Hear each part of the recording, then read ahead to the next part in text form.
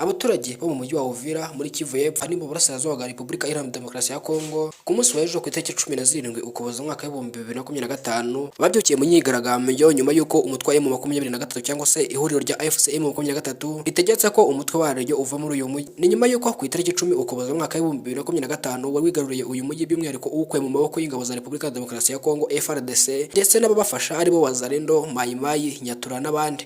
Uyu mutwe M23 uharanira ituze rya rubanda muri Repubulika ya Demokarasi ya Kongo uvuga yuko ushaka amahoro ku baturage by'umwihariko bo mu bwoko bw'abanyamure. Inyuma y'uko uyu mujyi ugomeje kuzamo akaduruvayo ndetse n'iyicwa ry'abaturage cyangwa se abatutsi b'ubwoko bw'abanyamurenge ni amahoro by'umwihariko muri aka gace k'uburasirazuba bwa Repubulika Iharanira Demokarasi ya Kongo. Ni nyuma y'uko uyu mutwe M23 ufashe umujyi wa Goma, Uvira n'ahandi hatandukanye, ariko uyu munsi wa none bakaba bavuye mu mujyi wa Uvira. Bivugwa yuko uyu mutwe wa 23 ugomeje kujya hafi y'uwo mujyi by'umwihariko, bikaba bivugwa yuko uduce bafara turimo Kamanyura dukikije uyu mujyi, uyu mutwe wa 23 ugomba kuhaguma ukashinga ibirindiro mu rwego rwo kugira ngo amasezerano wasezeranye cyangwa se ibyo wasabye nibitubahirizwa uzongere ugaruke muri uyu mujyi ushoze intambara cyangwa se wongere uteze imirwano. Bityo rero ingabo z'abarundi zose zavuye muri uyu mujyi zambuka igihugu zisubira iwabo mu Burundi, ariko uyu munsi wa none hari ingabo ziri kwirira ku mupaka w'u Burundi, ingabo ndetse n'intwaro zitandukanye izi ngabo ziri gukoresha kugira ngo ntawuzi impamvu ziri kwirunda ku muri uyu mupaka cyangwa se ziri gushyira ibikoresho byinshi kuri uyu mupaka. Komeza ubane natwe kuri Taifa Rwanda udukurikirane umunsi ku munsi. Wowe ukanze subscribe turagushimiye cyane, nawe utarayikanda uyikore kugira ngo ujye ugomeza ubane natwe muri ibi biganiro cyangwa se muri aya makuru yacu.